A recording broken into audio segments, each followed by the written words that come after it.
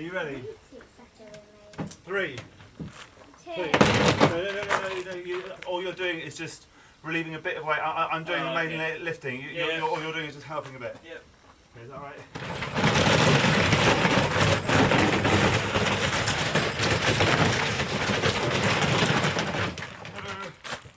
Right, and now what I'm going to do, I'm going to go under here. Yeah. We need to get, we might need, Rob, we might need an extra hand, I'm really sorry.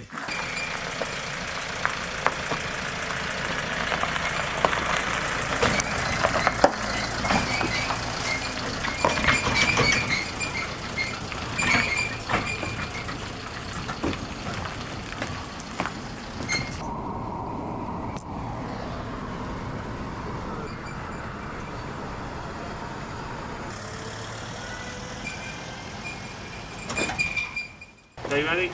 Okay, is it nice and slow, nice and slow? Is everyone alright? Yep. Okay. Okay, nice and slow. Are there any straps? Mind that step, Charlie. Yeah, that's right. Not that you're going to stand on, Charlie, you're alright. Marcus is going backwards though.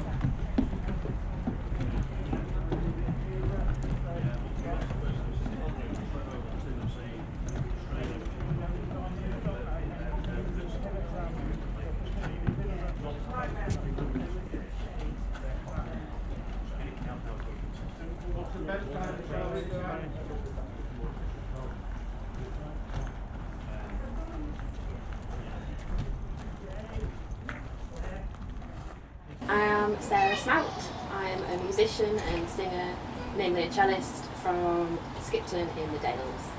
This is taken from Dorothy Wordsworth's Recollections of a Tour of Scotland made in 1803. We came to a pleasure house, of which the little girl had the key. She said it was called Fog House because it was lined with fog, namely moss. On the outside it resembled some of the huts in the prints belonging to Captain Cook's voyages, and within was like a haystack scooped out. It was circular, with a dome-like roof, a seat all round fixed to the wall, and a table in the middle. Seat, wall, roof and table all covered with moss in the neatest manner possible. It was as snug as a bird's nest. I wish we had such a one at the top of our orchard, only a great deal smaller. We afterwards found that huts of the same kind were common in the pleasure grounds of Scotland, but we never saw any that were so beautifully wrought as this. So I've always written poems about nature and animals from a young child, and then when I was at school and I studied Wordsworth's poetry, and I had this realisation that like somebody famous is actually writing about nature, and it's okay. It's not just like something that you just daydream about. And so I was quite inspired by that, and that really led me into reading more nature poetry. So yeah, thanks Wordsworth. It feels really special to be sitting in the moss hut as the first person to perform it.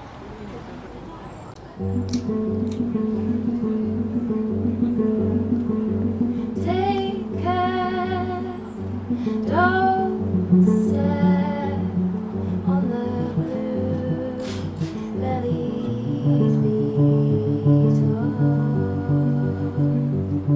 I know you can, and I follow your footsteps.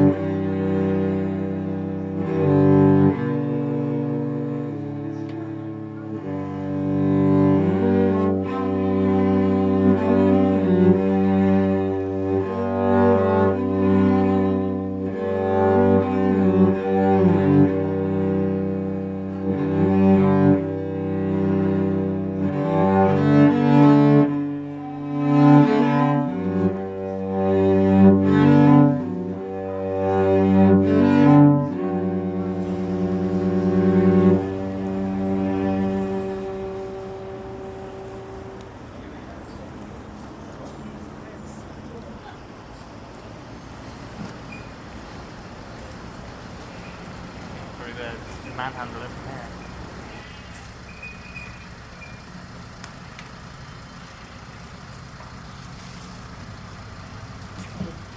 My name is Matt Sowerby. I'm a poet from Kirkby Lonsdale in Cumbria. This is The Tables Turned by William Wordsworth. Up, up my friend, and quit your books, or surely you'll grow double.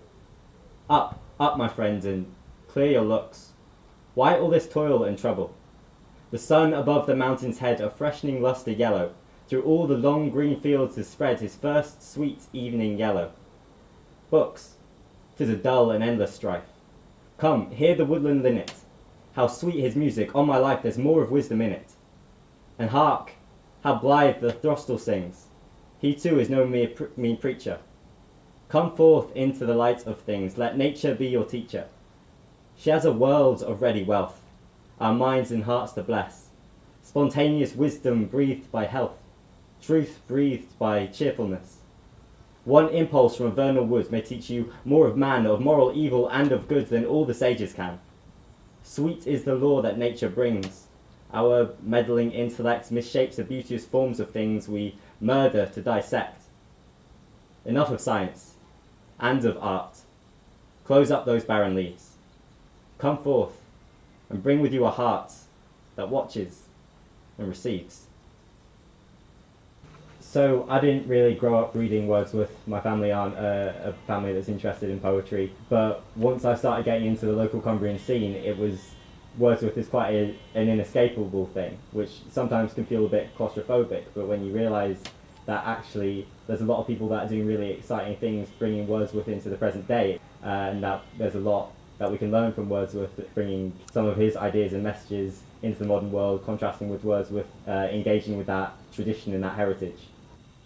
This is a poem by me, kind of exploring my relationship to Cumbria. Yan, tian, tedera, medera, pimp, cedera, ledera, hovera, dovera, dick. In this place we number our flock by rhyme. When evening comes, release the dogs upon the fell and watch the woolen avalanche come tumbling down to shelter. Yan, tian, tedera, medera, pimp, cedera, ledera, hovera, dovera, dick. How many evenings counting sheep was it before my accent fell unconscious? Centuries of fathers, sons, fathers perched on dry stone walls, their voices holding each other. You cannot hear the peaks and valleys echoing in my speech. I talk counter my grandfather's clockwise, my voice as hollow of my heritage as the cottages of my hometown, bought out by Ofcommer money, ghost towns by first frost. In the north we say sound to mean good because we know the dangers of staying silent. There is a bitterness in trying to learn your own accent by memory, but I try anyway. I try and my throat clots like Morecambe Bay swallows me. See, there is sinking sand here, it gulps. But there's this place I know called Cumbria, where the setting sun turns the lakes to quicksilver, where Eitzon is the holiest blessing, where people smile at one another in the street. A place where poets know daffodils spring from hedgerows only for them. I stare out my window as the train hurtles north and count the hills that mark my journey back to myself. Yan, tian, tedera, medera, pimp, cedera, ledera, hovera, dovera, dick.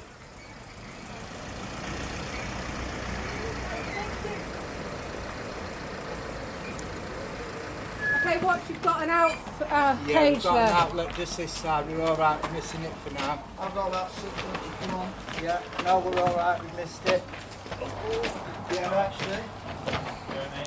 Yeah, great.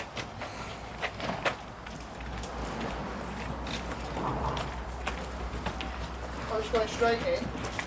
I think you need to go past the gate and then rest it on the wall. So we're going to have to lift together higher. You ready? He'll curve in, I think. Through like that. Oh, that's a good idea. Hold on. What do you think of that? Right. Yeah. You got it there, Tom? Yeah.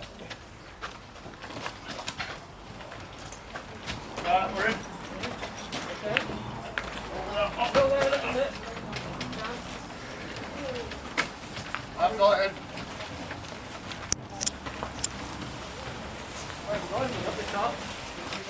My name's Polly Atkin. I live here in Grasmere, although I grew up in Nottingham, and I'm a poet and non-fiction writer. I'm going to read To a Butterfly by William Wordsworth. I've watched you now a full half hour, self-poised upon that yellow flower.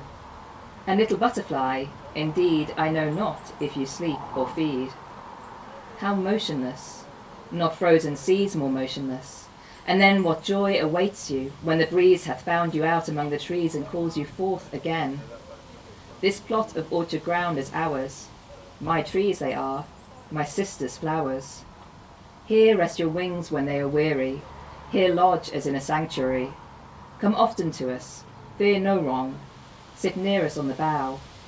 We'll talk of sunshine and of song, and summer days when we were young, sweet childish days that were as long as 20 days are now. I'm going to read my own poem, Motacilla flava flavissima, which is the Latin name for the yellow wagtail.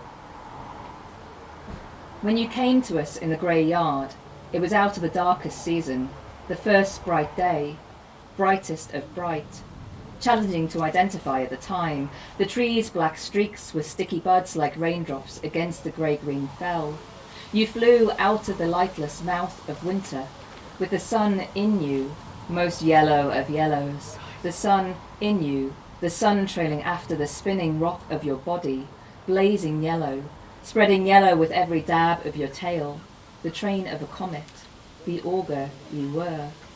You must have flown into the darkness and found the sun by the thin arc of yellow escaping from the well where she had been buried. I thought you must have carried the sun in your beak like a seed, that you jolted and swallowed her yellowest of all yellows, most yellow, most bright. You coughed her out from your perch on the splintering fence and filled your mouth with nest stuff instead. You stayed with us, chose us. You built your yellow world in the cracks in our grey one lit up with yellow. Yellow glowed from the fissures in the slate. They call you a migrant breeder. When you turn to red, a passage visitor. You knit your home in the passage between houses, the passage between one and another. Your yellow between, your yellow lighting the way. So, Jeff, it's August the 12th. The Moss Hut is now here in Grasmere. How does it feel? It feels to me like it's almost come home. It feels like it's come to the right place. You know, we're in the very hamlet, and the Moss Hut was a place to sit and to reflect and to read and to write and to talk. And we've created that here for people to come and do just what Wordsworth did. So people can, you know, when we talk about reimagining Wordsworth, we can do what he wants us to do, which is to slow down and to take time and to really let nature be our teacher, which you can do perfectly sitting in this wonderful creation.